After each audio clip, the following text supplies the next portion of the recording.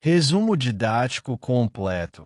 Fisiopatologia e anatomia patológica. Pergunta 1.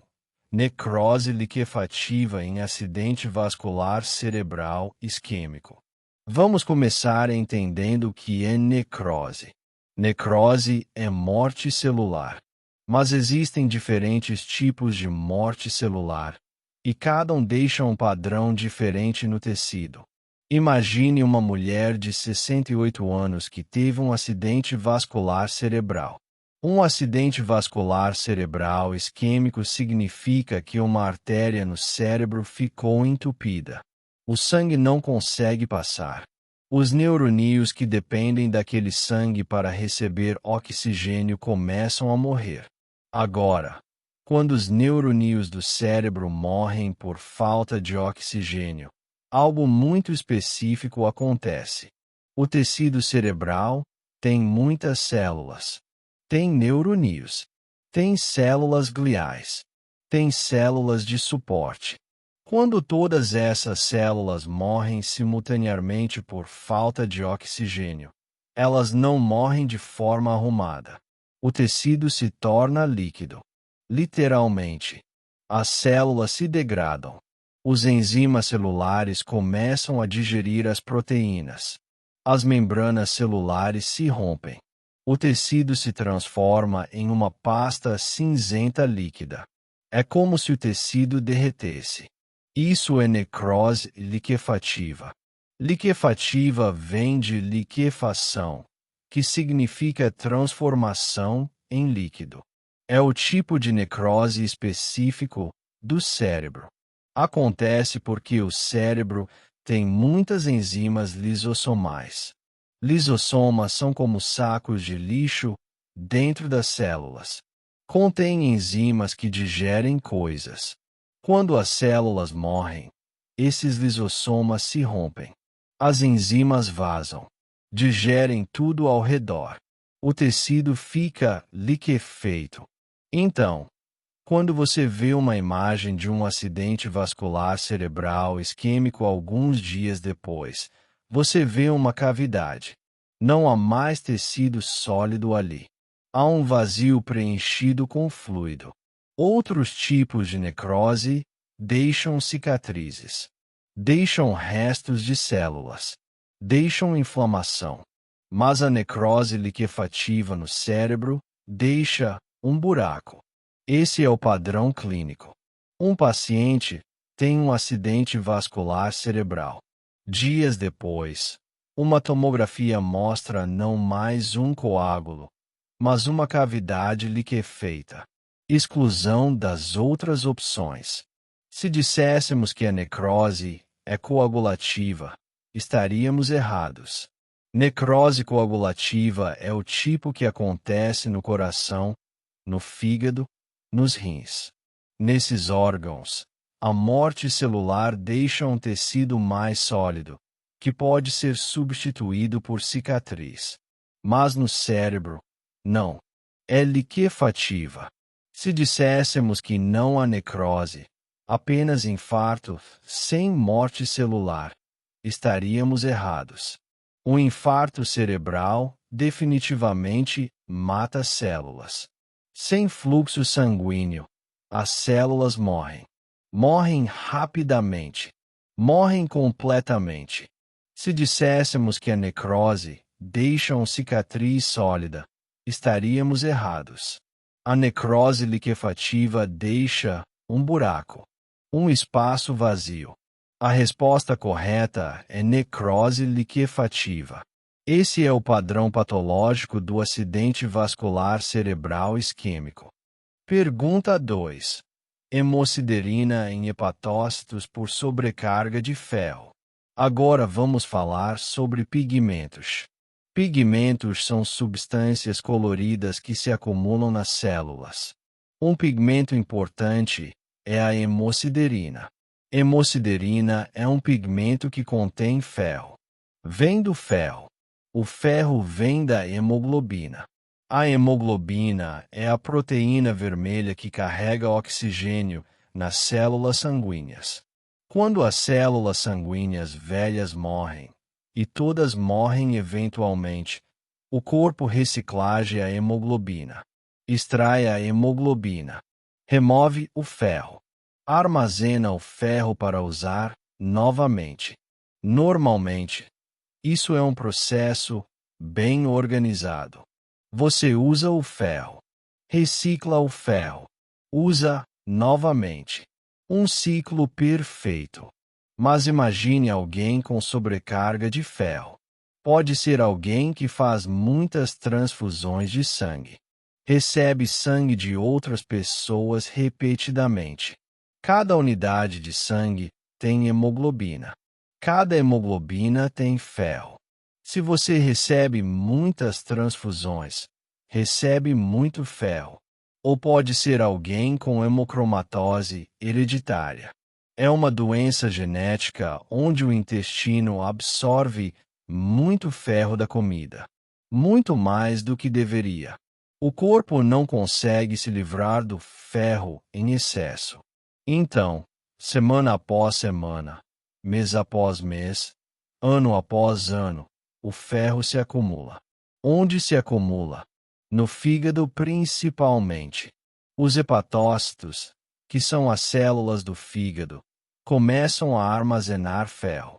Armazenam como hemosiderina. A hemosiderina é um pigmento amarelo acastanhado.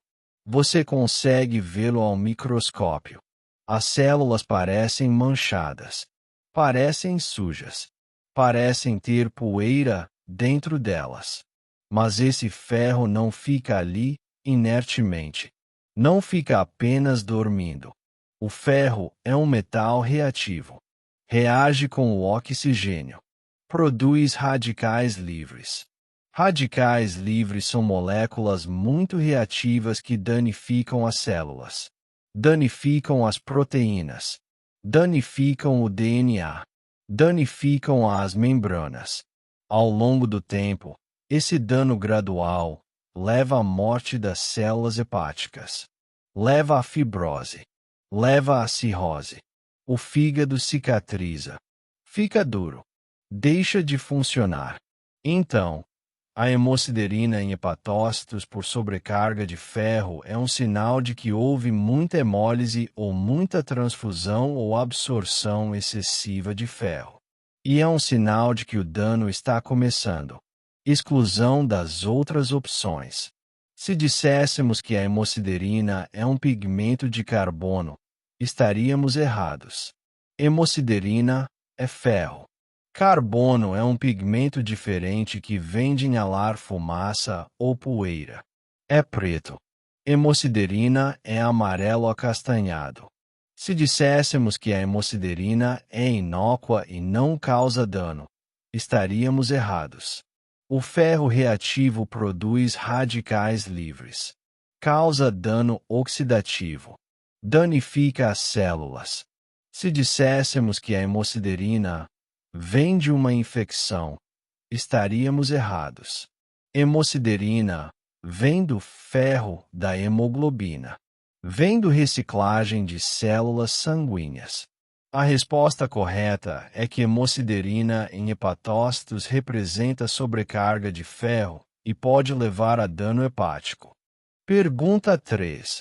Apoptose versus necrose em morte celular programada.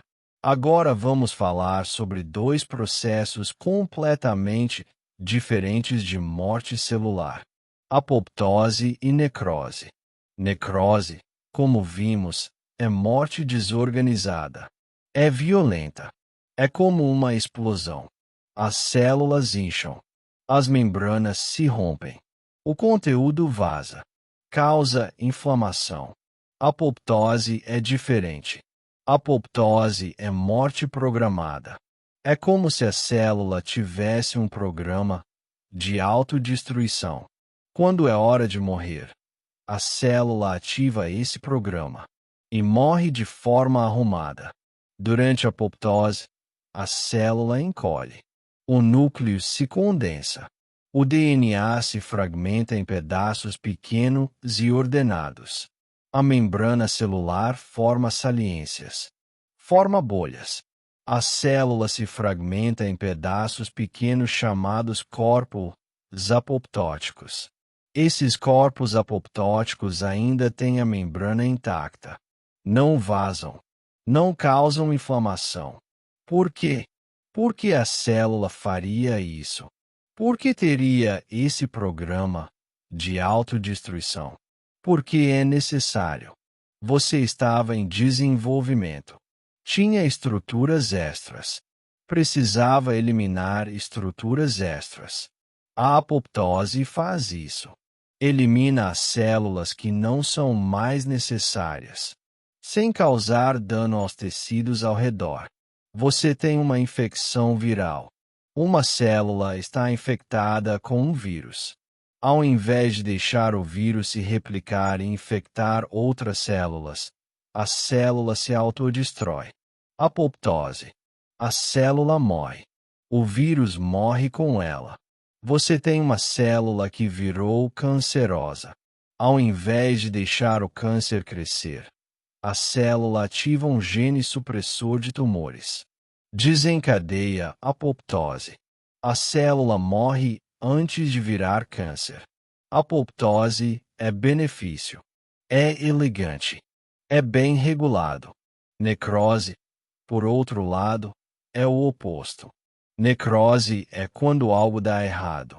Uma célula perde seu suprimento de sangue. Perde oxigênio. Morre contra sua vontade. Causa inflamação. Exclusão das outras opções. Se disséssemos que necrose é ordenada e apoptose é desordenada, estaríamos completamente errados.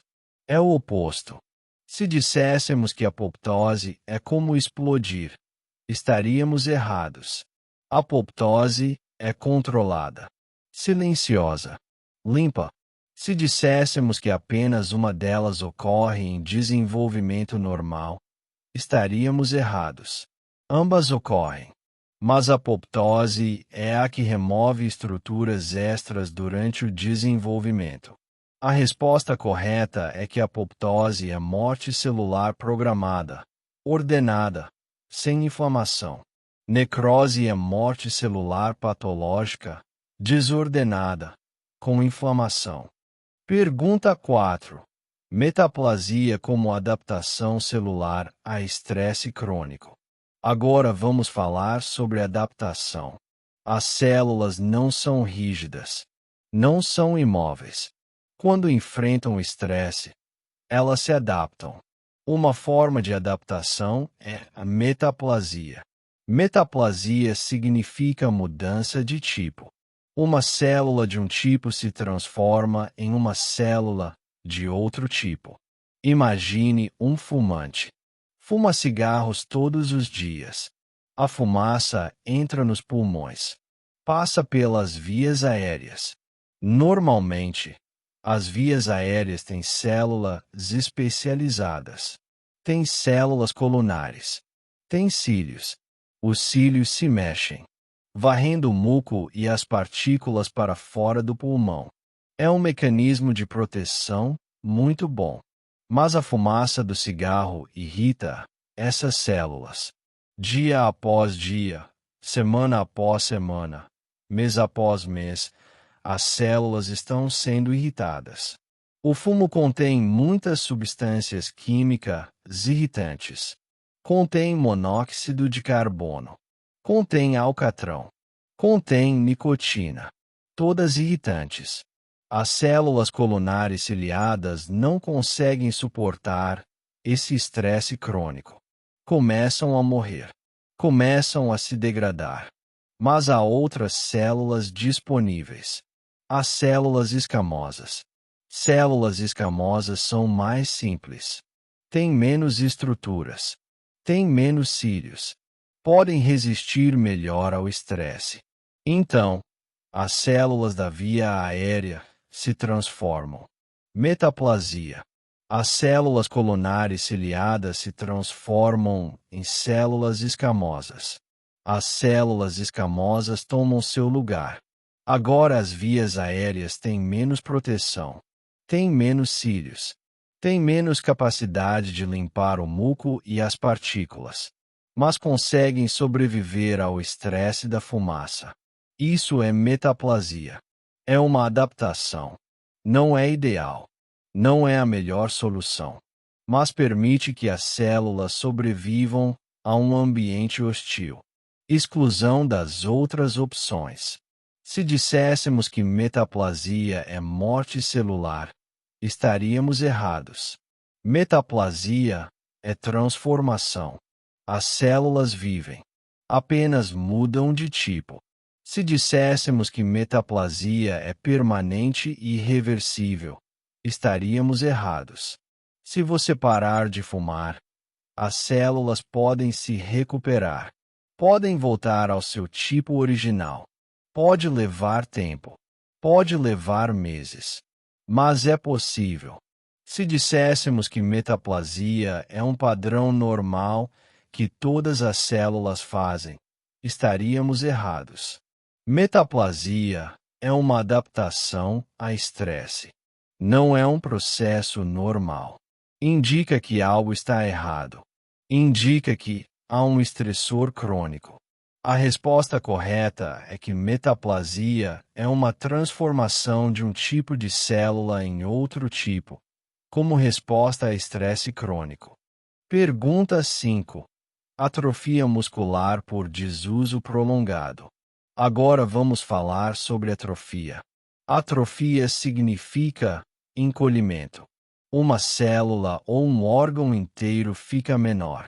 Imagine um atleta. Treinava todos os dias. Tinha músculos grandes, músculos bem desenvolvidos, mas sofre uma lesão. Quebra a perna. Precisa usar um gesso. Não consegue treinar por 3 meses. Durante esses 3 meses, o que acontece com os músculos? Encolhem. Ficam menores. Ficam mais fracos. Ficam flácidos. Por quê? Porque o músculo encolhe.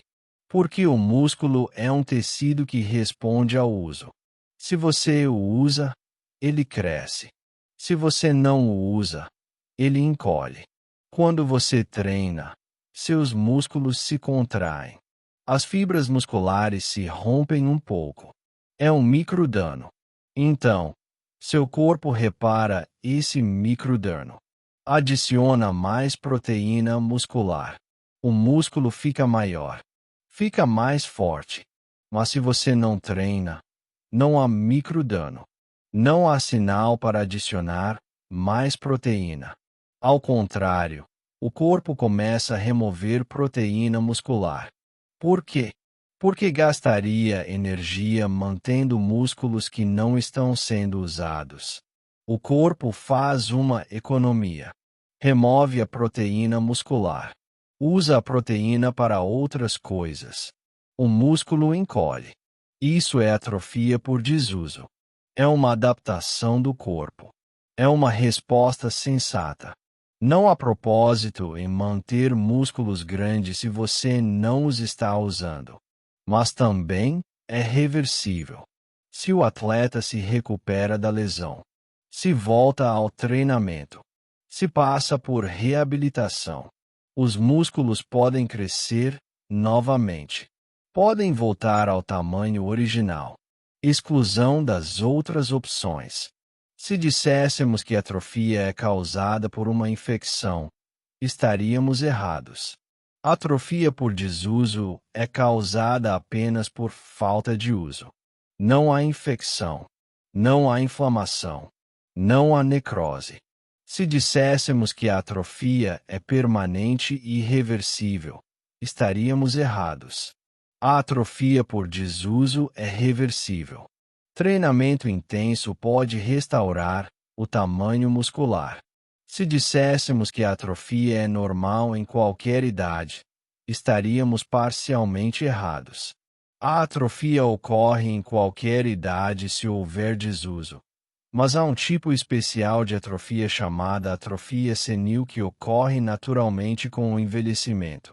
Essa é diferente. A resposta correta é que a atrofia muscular por desuso prolongado é reversível e causada por falta de uso. Pergunta 6. Mediadores inflamatórios na reação inicial de inflamação. Agora vamos falar sobre inflamação. Inflamação é um processo. Quando há dano, há uma resposta. Quando você corta o dedo, o que acontece? O dedo fica vermelho, fica quente, fica inchado, dói, vermelhidão, calor, inchaço e dor. Esses são os sinais clássicos de inflamação. Por quê? O que está causando isso? Está acontecendo um processo químico. Quando há dano celular, as células que foram danificadas começam a liberar substâncias químicas. Essas substâncias são chamadas mediadores inflamatórios. Um mediador inflamatório importante é a histamina. Histamina é armazenada em células chamadas mastócitos. Mastócitos são como pequenos pacotes de histamina. Quando há dano, os mastócitos explodem. Liberam histamina.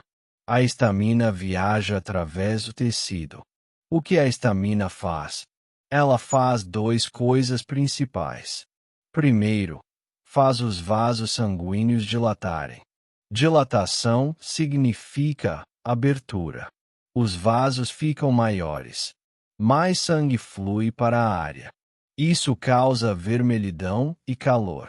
Segundo, a histamina faz os vasos ficarem mais permeáveis.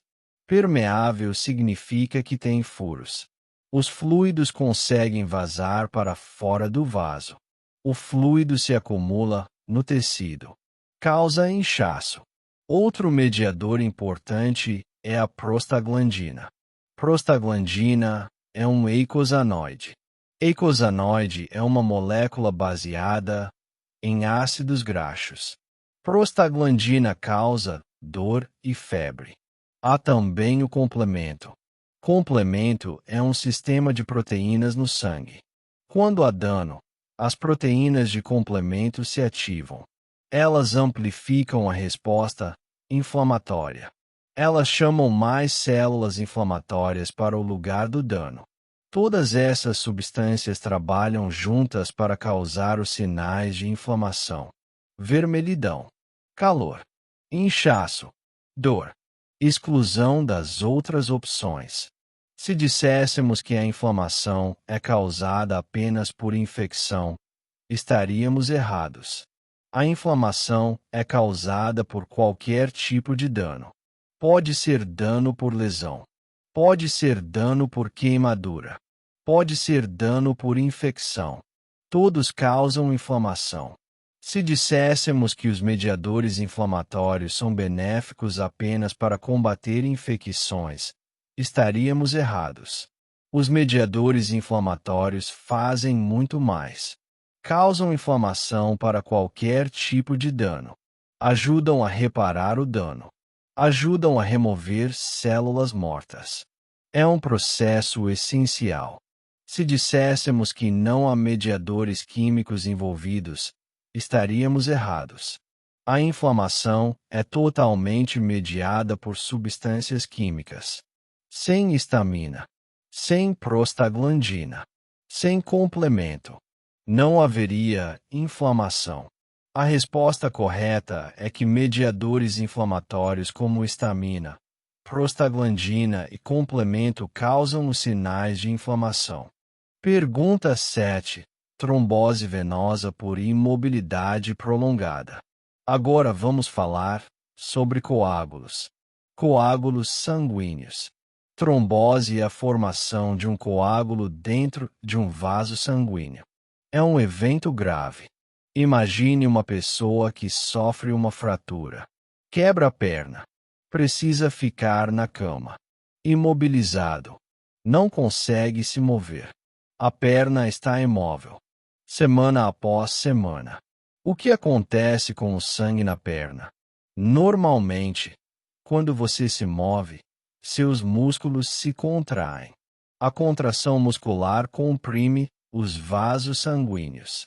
Isso ajuda a bombear o sangue para cima, para o coração. É como uma segunda bomba. Mas se você está imóvel, essa bomba muscular não está funcionando. O sangue nas veias da perna não está sendo bombeado. Fica estagnado. Fica imóvel. Quando o sangue fica imóvel, ele começa a coagular. A coagulação é um processo onde as plaquetas e as proteínas de coagulação do sangue se agrupam. Formam um coágulo. Normalmente, você quer que o sangue coagule se houver uma ferida. Se você cortar um dedo, quer que o sangue coagule. Quer que forme uma crosta. Quer que o sangramento pare. Mas se o sangue coagula dentro de um vaso sanguíneo intacto, é um problema. É uma trombose. O coágulo bloqueia o vaso. O sangue não consegue passar. Os tecidos abaixo do coágulo começam a morrer por falta de sangue. Além disso, o coágulo pode se soltar. Pode flutuar através do vaso sanguíneo. Pode viajar para os pulmões. Pode bloquear uma artéria nos pulmões. Isso é chamado embolia pulmonar. É uma emergência médica. A imobilidade prolongada é um fator de risco importante para a trombose. É por isso que pessoas em repouso de cama precisam de meias de compressão. As meias comprimem as pernas. Ajudam a mover o sangue. Ajudam a prevenir coágulos. Exclusão das outras opções. Se disséssemos que a trombose é causada apenas por feridas abertas, estaríamos errados.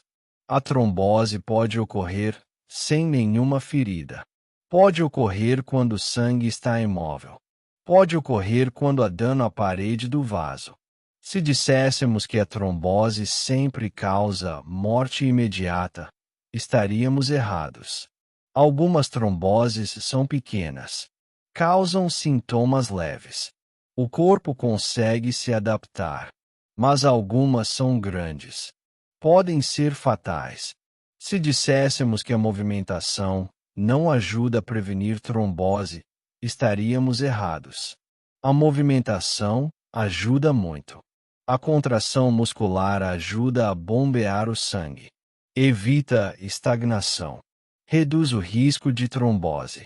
A resposta correta é que a imobilidade prolongada causa estagnação de sangue nas veias, levando à trombose. Pergunta 8.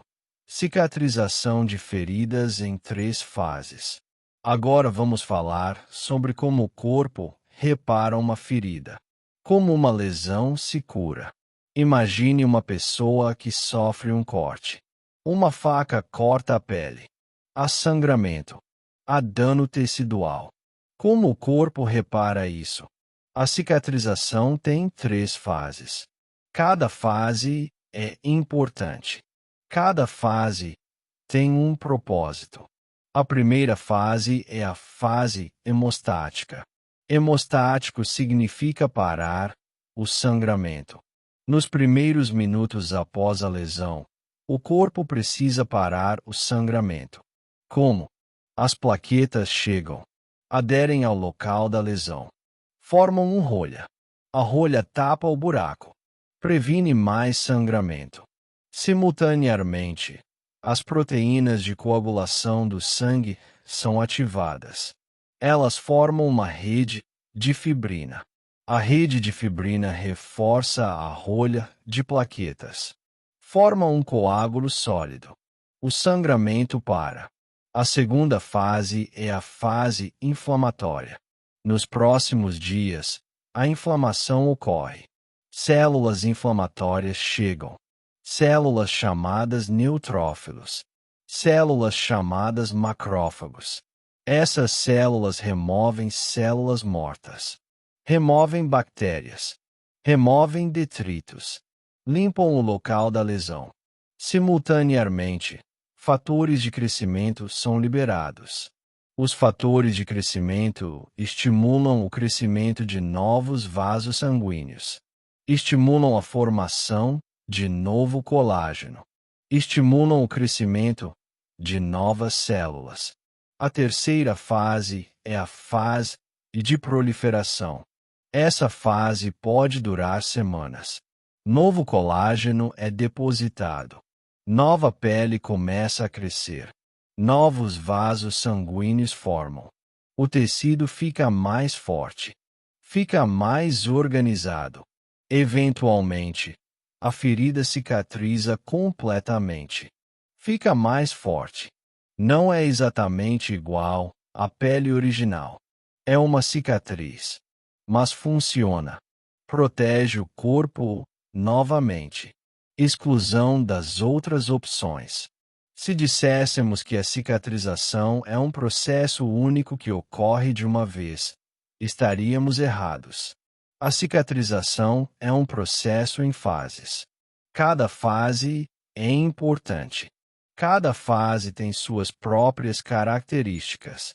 Se disséssemos que a cicatriz final é exatamente igual à pele original, estaríamos errados. A cicatriz é diferente. Tem menos estrutura. Tem menos vasos sanguíneos. É mais frágil, mas é funcional. Se disséssemos que a inflamação não é necessária para a cicatrização, estaríamos errados. A inflamação é essencial. Remove detritos. Estimula o crescimento de novo tecido. A resposta correta é que a cicatrização de feridas ocorre em 3 fases: hemostática, inflamatória e proliferativa. Pergunta 9. Reação de hipersensibilidade tipo 1 imediata. Agora vamos falar sobre alergias. Alergias são reações do sistema imunológico. Reações de hipersensibilidade. Existem 4 tipos de reações de hipersensibilidade. A tipo 1 é a mais comum. A tipo 1 é imediata. Imagine alguém com alergia a amendoim. Come um amendoim. Alguns segundos depois, sente coceira na boca. A boca começa a inchar. Os lábios incham. A garganta começa a fechar. Isso é anafilaxia. É uma reação de hipersensibilidade tipo 1. O que está acontecendo? O corpo viu o amendoim como uma ameaça. Fez anticorpos contra as proteínas do amendoim. Esses anticorpos são chamados imunoglobulina ou IgE. A IgE se liga às células que chamamos mastócitos. Mastócitos estão em toda parte no corpo. Na pele, na boca, na garganta, nos pulmões. Estão carregados com histamina. Quando você come o amendoim, as proteínas do amendoim se ligam à IgE que está presa aos mastócitos. Isso é o gatilho. Os mastócitos explodem. Liberam histamina. Liberam muita histamina de uma vez. A histamina faz várias coisas. Faz os vasos sanguíneos dilatarem. Faz os vasos ficarem permeáveis. O fluido vaza. Causa inchaço. Faz os músculos da garganta se contraírem. A garganta fecha. A respiração fica difícil. Isso é chamado reação imediata porque acontece em minutos. Não horas. Não dias. Minutos. Exclusão das outras opções. Se disséssemos que é uma reação lenta, estaríamos errados. Reação tipo 1 é imediata. Acontece em minutos. Se disséssemos que não há envolvimento de mastócitos, estaríamos errados. Mastócitos são centrais na reação tipo 1. Mastócitos liberam histamina. Se disséssemos que a IgE não está envolvida, estaríamos errados. A IgE é o anticorpo característico da reação tipo 1.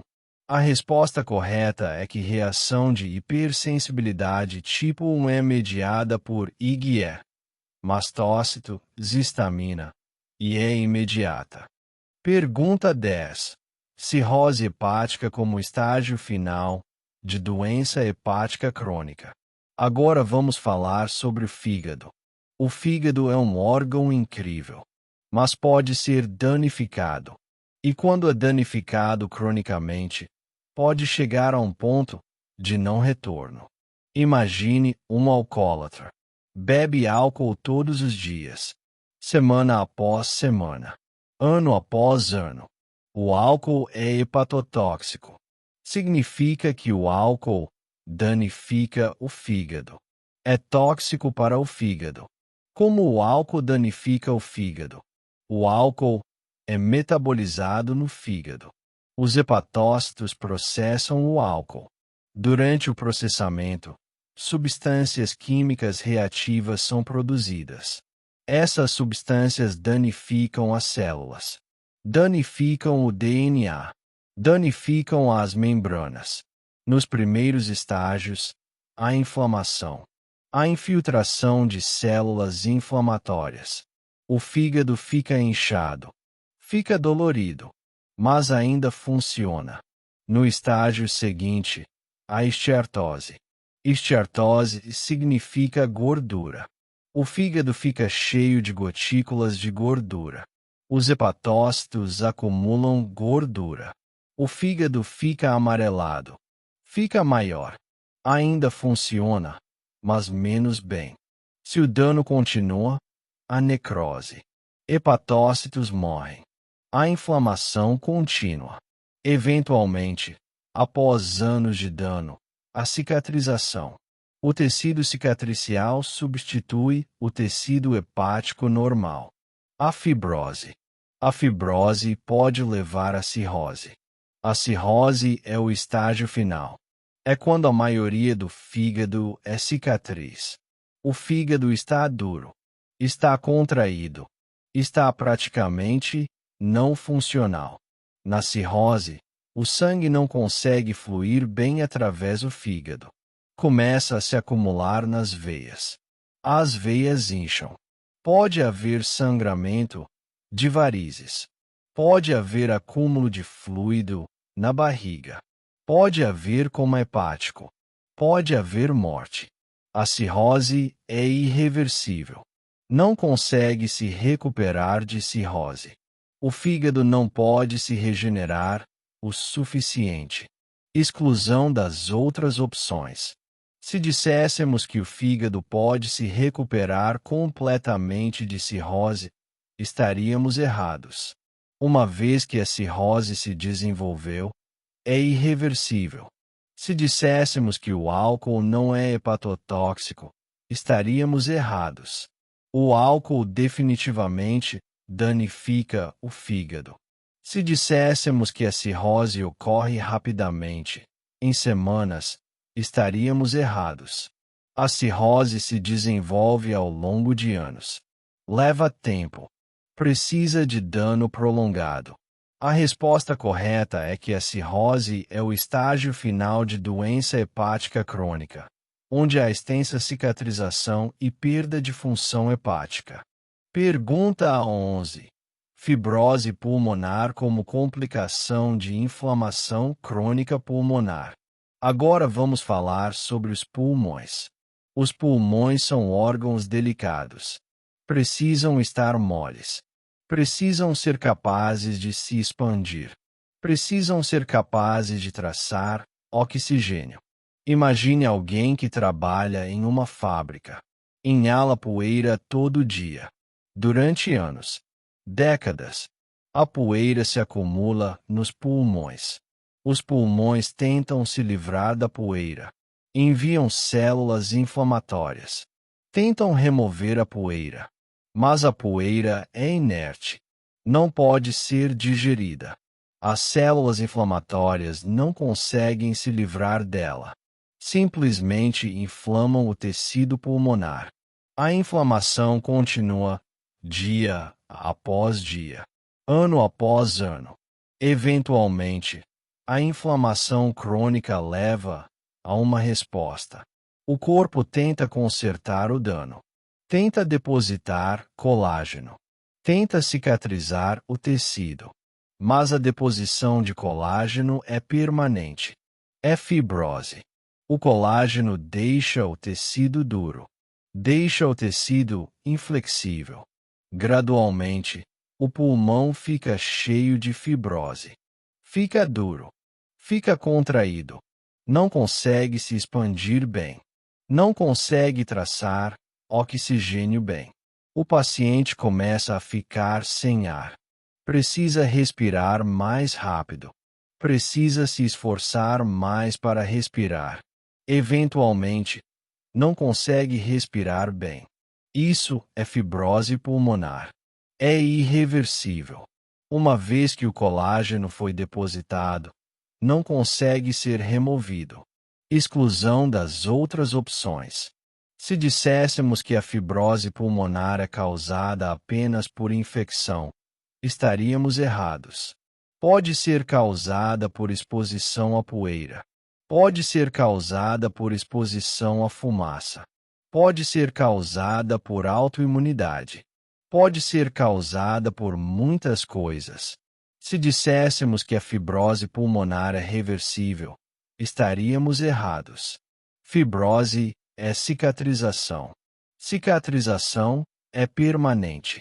Se disséssemos que o pulmão pode compensar por fibrose, estaríamos parcialmente corretos. Até certo ponto, pode. Mas, eventualmente, a fibrose progride. A respiração fica cada vez mais difícil. A resposta correta é que fibrose pulmonar é resultado de inflamação pulmonar crônica e cicatrização, resultando em rigidez pulmonar e insuficiência respiratória. Pergunta 12. Nefrose como síndrome nefrótica primária. Agora vamos falar sobre os rins. Os rins filtram o sangue. Removem resíduos. Removem excesso de água. Deixam passar as proteínas úteis. Deixam passar os nutrientes. Mas às vezes, os rins começam a vazar proteína.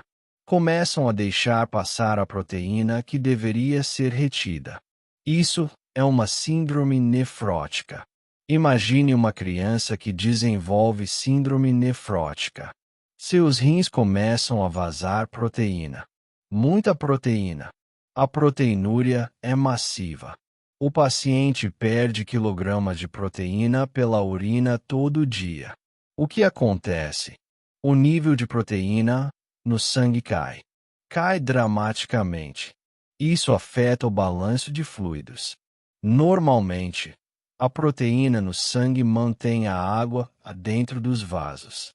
Mas sem proteína, a água vaza para os tecidos. Causa inchaço. O inchaço é chamado edema. O rosto fica inchado. Os membros ficam inchados. O abdômen fica inchado. Porque os rins começam a vazar. Pode ser de uma lesão aos rins. Pode ser de uma doença autoimune. O corpo está atacando seus próprios rins. Está atacando a estrutura de filtração. Na nefrose, a lesão é principalmente ao filtro glomerular. O glomerular é a estrutura que filtra. Se ficar danificado, deixa passar coisas que não deveria deixar passar. Deixa passar proteína. Exclusão das outras opções. Se disséssemos que a nefrose não envolve perda de proteína, estaríamos errados. A nefrose é definida pela perda massiva de proteína. Se disséssemos que o inchaço não está relacionado à nefrose, estaríamos errados. O inchaço é uma característica principal, resultado da perda de proteína. Se disséssemos que a nefrose afeta apenas os homens, estaríamos errados. A nefrose afeta homens e mulheres. Em crianças, é mais comum em meninos, mas ainda afeta meninas. A resposta correta é que nefrose é síndrome nefrótica com perda massiva de proteína, hipoproteinemia e edema. Pergunta 13. Trombocitopenia imunológica como destruição de plaquetas por anticorpos. Agora vamos falar sobre as plaquetas. As plaquetas são células pequenas no sangue que ajudam na coagulação. Imagine alguém com trombocitopenia imunológica. Seu corpo fez anticorpos contra suas próprias plaquetas. O corpo está atacando suas próprias células. O que acontece? Os anticorpos se ligam às plaquetas. Marcam as plaquetas como inimigas. O sistema imunológico vê as plaquetas marcadas. O baço remove as plaquetas do sangue. Destrói as plaquetas. Com menos plaquetas, o sangue não consegue coagular bem. Pequenas feridas causam sangramento excessivo. Podem haver hematomas espontâneos. Pode haver sangramento gengival. Pode haver sangramento nasal. Por que o corpo faz anticorpos contra as plaquetas? Ninguém sabe com certeza. Pode ser que o corpo tenha ficado confuso. Pode ser uma infecção anterior que o corpo está confundindo com as plaquetas. Pode ser genética. Mas o resultado é claro. Menos plaquetas. Maior risco de sangramento. Exclusão das outras opções. Se disséssemos que a trombocitopenia é causada por produção insuficiente de plaquetas, estaríamos errados. Na forma imunológica, as plaquetas estão sendo produzidas normalmente. Estão sendo destruídas. Se disséssemos que não há envolvimento do sistema imunológico, estaríamos errados. O sistema imunológico é central. Está fazendo os anticorpos. Se disséssemos que a trombocitopenia não aumenta o risco de sangramento, estaríamos errados. Com menos plaquetas, há maior risco de sangramento. A resposta correta é que trombocitopenia imunológica é destruição de plaquetas pelo sistema imunológico, levando a um risco aumentado de sangramento. Pergunta 14. Bronquiectasia como destruição irreversível de bronquíolos. Agora vamos falar sobre as vias aéreas. As vias aéreas nos pulmões têm uma estrutura normal. São tubos flexíveis. Têm paredes musculares. Têm cílios. Mas às vezes, as vias aéreas são danificadas, especialmente se há infecções repetidas. Infecções que enfraquecem as paredes das vias aéreas. Imagine alguém que tem infecções pulmonares repetidas. Pneumonia. Bronquite. Infecção após infecção. Semana após semana. Mês após mês. As infecções inflamam as vias aéreas. Danificam as paredes. Destroem a elasticidade. As vias aéreas enfraquecem. Eventualmente, as vias aéreas se dilatam. Ficam maiores. Ficam mais largas. Isso é bronquiectasia. Bronquiectasia significa dilatação das vias aéreas. Mas não é apenas uma dilatação passiva. As vias aéreas perdem sua capacidade de drenar muco. O muco se acumula. Fica uma base perfeita para bactérias crescerem. Mais infecções. Um ciclo vicioso. Com o tempo, as vias aéreas ficam cheias de muco. Ficam colonizadas por bactérias. O paciente tosse muito. Expele muco. Pode haver sangramento. Pode haver insuficiência respiratória. A bronquiectasia é irreversível. Uma vez que as vias aéreas foram danificadas dessa forma, não conseguem se recuperar.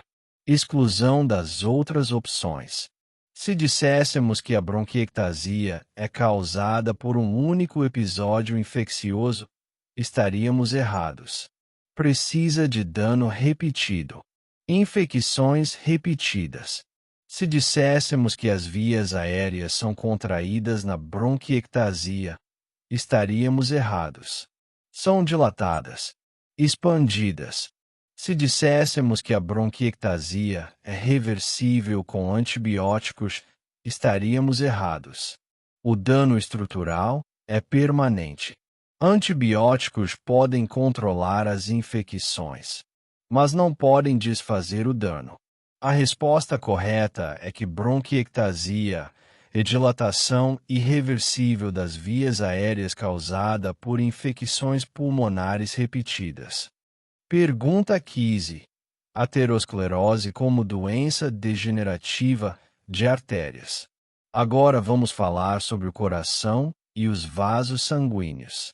Sobre artérias. As artérias transportam sangue do coração para todo o corpo. Imagine alguém que come muita comida gordurosa, muita comida com colesterol, todos os dias, durante anos, décadas. O colesterol se acumula no sangue. Normalmente, há um certo nível de colesterol. É necessário. O corpo precisa de colesterol para fazer hormônios, para fazer paredes celulares, para fazer bile. Mas quando há muito colesterol, ele não consegue ser totalmente processado. Começa a se acumular nos vasos sanguíneos, especialmente nas artérias. O colesterol se deposita nas paredes das artérias. Forma placas. Essas placas crescem lentamente ao longo de anos, mas crescem. Isso é aterosclerose. Atero significa artéria. Esclerose significa endurecimento. Então, aterosclerose é endurecimento das artérias. As placas inflamam. As placas podem se romper. Quando se rompem, ativam a coagulação. Formam coágulos. Os coágulos podem bloquear a artéria. Se bloquearem uma artéria no coração, há infarto do miocárdio. Se bloquearem uma artéria no cérebro, há acidente vascular cerebral. A aterosclerose é uma doença degenerativa. Progride lentamente. Piora com o tempo. Não há cura, apenas controle. Reduzir o colesterol. Tomar medicamentos. Exercitar-se. Tentar desacelerar a progressão. Exclusão das outras opções. Se disséssemos que a aterosclerose é causada apenas por estresse, estaríamos errados. O estresse pode contribuir, mas é principalmente causada por dieta ruim e fatores genéticos. Se disséssemos que a aterosclerose é reversível completamente, estaríamos errados. As placas podem ser estabilizadas. Podem estar progredindo mais lentamente, mas não conseguem ser completamente removidas. Se disséssemos que a aterosclerose afeta apenas as artérias pequenas, estaríamos errados. Afeta artérias de todos os tamanhos. Pode afetar as coronárias. Pode afetar as cerebrais. Pode afetar as periféricas. A resposta correta é que a aterosclerose é acúmulo de placas de colesterol nas artérias, levando a endurecimento e potencial estreitamento das artérias. Pergunta 16. Encefalopatia hepática como intoxicação cerebral por amoníaco. Agora vamos falar sobre uma complicação do fígado doente. A encefalopatia hepática. Imagine alguém com cirrose hepática avançada. O fígado está severamente cicatrizado. Não funciona bem. Uma das funções principais do fígado é desintoxicação. O fígado remove resíduos do sangue, especialmente amoníaco. Amoníaco é um resíduo de metabolismo de proteína. É tóxico ao cérebro. O fígado normal o remove rapidamente. O converte em ureia. A ureia é removida pelos rins. Mas um fígado doente não consegue fazer isso. O amoníaco se acumula no sangue. circula através do corpo, atinge o cérebro. O amoníaco é tóxico ao cérebro, danifica as células neurais, causa confusão, causa desorientação, causa sonolência, causa tremores, causa coma, pode levar à morte. Isso é encefalopatia hepática. Encéfalo significa cérebro. Hepatia significa fígado. Então, encefalopatia hepática é doença cerebral causada por doença hepática. Tratamento envolve reduzir o amoníaco, reduzir a ingestão de proteína, dar medicamentos que reduzem a produção de amoníaco, dar medicamentos que aumentam a eliminação de amoníaco. Mas se o fígado está muito danificado, nem isso consegue ajudar. O único tratamento definitivo é transplante hepático, exclusão das outras opções.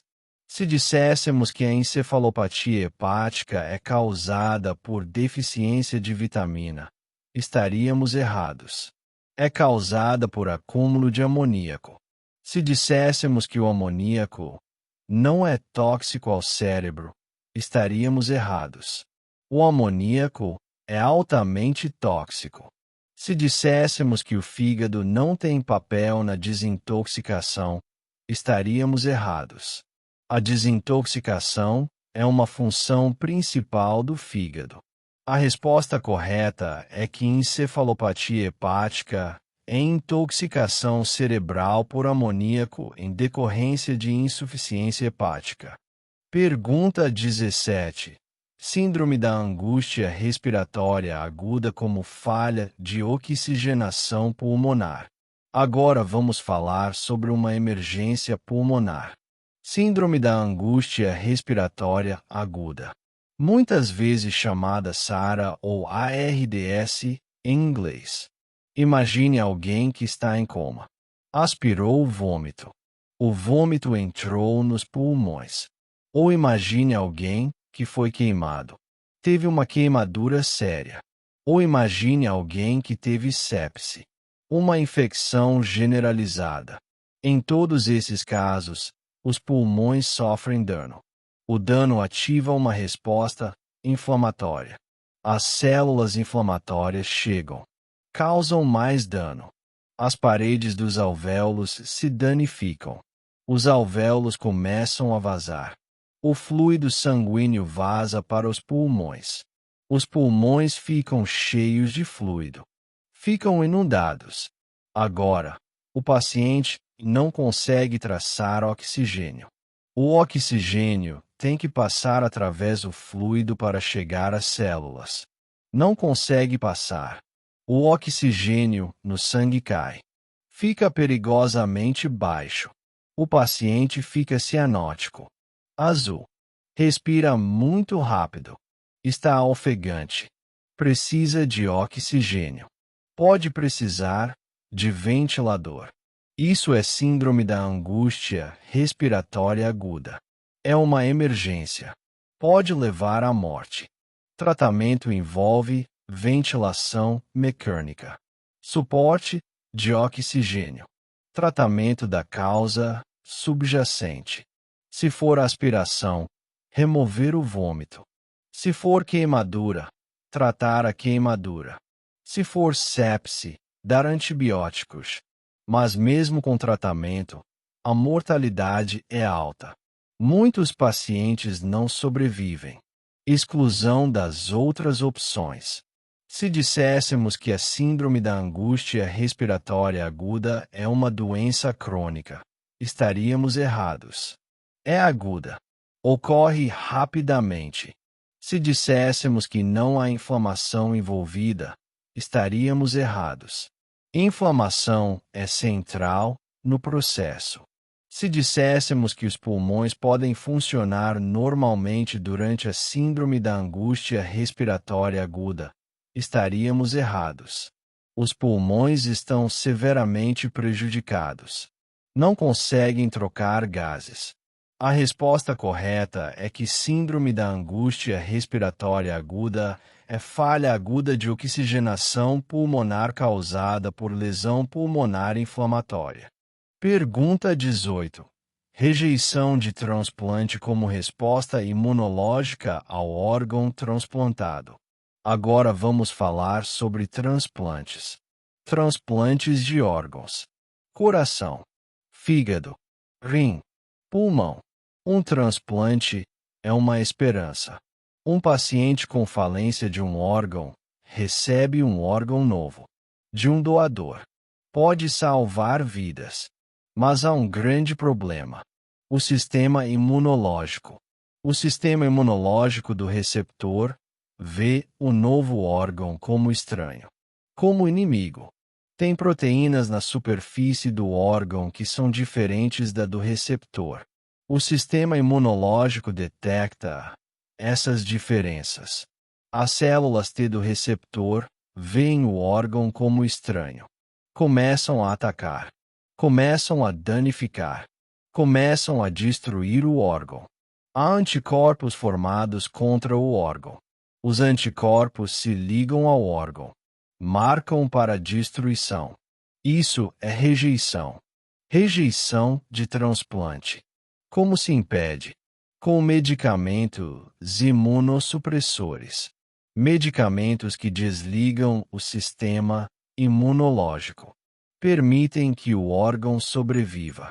Mas esses medicamentos têm efeitos colaterais. Aumentam o risco de infecção. Aumentam o risco de câncer. Precisam ser tomados pelo resto da vida.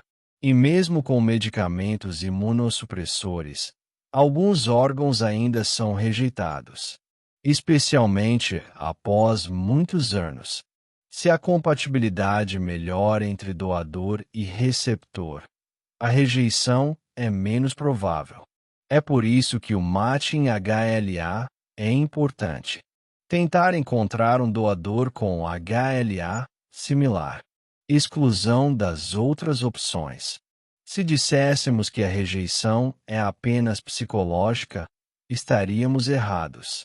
É uma resposta biológica real.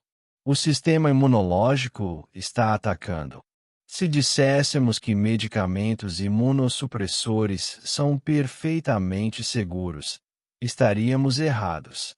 Tem efeitos colaterais significativos.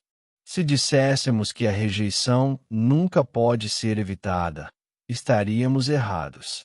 Com medicamentos adequados e boa compatibilidade, muitos órgãos sobrevivem. A resposta correta é que rejeição de transplante é um ataque do sistema imunológico do receptor contra o órgão transplantado. Pergunta 19. Nefrite lúpica como lesão glomerular por imunocomplexos. Agora vamos falar sobre lúpus. Lúpus eritematoso sistêmico. É uma doença autoimune. Na autoimunidade, o corpo ataca a si mesmo. Faz anticorpos contra suas próprias células, contra suas próprias proteínas. Na nefrite lúpica, o corpo faz anticorpos contra seu próprio DNA. Faz anticorpos contra proteínas nucleares. Esses anticorpos se ligam ao DNA ou às proteínas nucleares. Formam imunocomplexos. Imunocomplexos são agregados de antígeno e anticorpo. Esses imunocomplexos circulam no sangue. Eventualmente, se depositam nos rins. Se depositam nos glomerulares. Os glomerulares são as estruturas de filtração. Quando os imunocomplexos se depositam, ativam o sistema de complemento. Complemento causa inflamação. A inflamação danifica o glomerular. O glomerular fica danificado. Vaza proteína. Vaza células sanguíneas. O paciente tem proteinúria. Hematúria. Função renal prejudicada. Sobre o tempo, a lesão progride. Pode levar à insuficiência renal. Pode precisar de diálise. Pode precisar de transplante. Tratamento envolve medicamento imunossupressores. Tentar desligar o sistema imunológico hiperativo. Exclusão das outras opções. Se disséssemos que a nefrite lúpica não é autoimune, estaríamos errados. É causada pelo sistema imunológico do próprio corpo, atacando os rins. Se disséssemos que não há imunocomplexos envolvidos, estaríamos errados. Os imunocomplexos são fundamentais para o processo. Se disséssemos que a nefrite lúpica é totalmente reversível, estaríamos errados. Se há dano estrutural, pode ser permanente. A resposta correta é que nefrite lúpica é lesão glomerular renal causada por depósito de imunocomplexos em lúpus eritematoso sistêmico. Pergunta 20. Encéfalo na síndrome de Burnout como alteração de neurotransmissores. Agora vamos falar sobre o estresse. Sobre o burnout. Burnout é um estado de esgotamento emocional e físico. Imagine um trabalhador de saúde. Trabalha muito. Trabalha longos turnos. Lida com pacientes morrendo. Lida com estresse. Semana após semana. Mês após mês. Eventualmente, ele fica esgotado. Fica sem energia. Fica deprimido. Fica ansioso. Isso é burnout. O que está acontecendo no cérebro? No cérebro, há neurotransmissores. Neurotransmissores são substâncias químicas que as células neurais usam para se comunicar. Um neurotransmissor importante é a serotonina. Serotonina é associada com humor, com felicidade. Outro neurotransmissor importante é a dopamina. Dopamina é associada com motivação, com recompensa. Outro é a noradrenalina. Noradrenalina está envolvida na atenção e na vigilância. Quando há estresse crônico, os níveis desses neurotransmissores caem. O estresse esgota a serotonina, esgota a dopamina, esgota a noradrenalina. Com menos neurotransmissores, a comunicação neural é prejudicada. A regulação do humor é prejudicada. A motivação é prejudicada. Também há o cortisol. Cortisol é um hormônio do estresse. Com o estresse crônico, o cortisol está constantemente elevado. Níveis altos de cortisol danificam o cérebro, particularmente o hipocampo. O hipocampo é importante para a memória. Então, no burnout, há tanto depleção de neurotransmissores quanto dano do cortisol crônico. Tratamento envolve descanso, envolve redução do estresse, envolve às vezes medicamentos que aumentam os neurotransmissores, como antidepressivos que aumentam serotonina. Exclusão das outras opções. Se disséssemos que o burnout é apenas psicológico, estaríamos errados. Há mudanças biológicas reais no cérebro.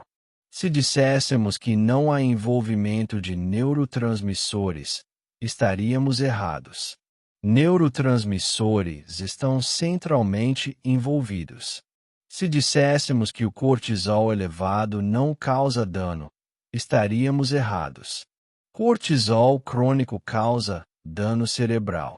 A resposta correta é que síndrome de burnout envolve depleção de neurotransmissores e elevação crônica de cortisol, causando alterações cerebrais. Pergunta 21. Célula natural, killer na vigilância antitumoral inata. Agora vamos falar sobre o sistema imunológico, especificamente sobre células natural killer. Células NK. Células NK são diferentes de outras células imunológicas.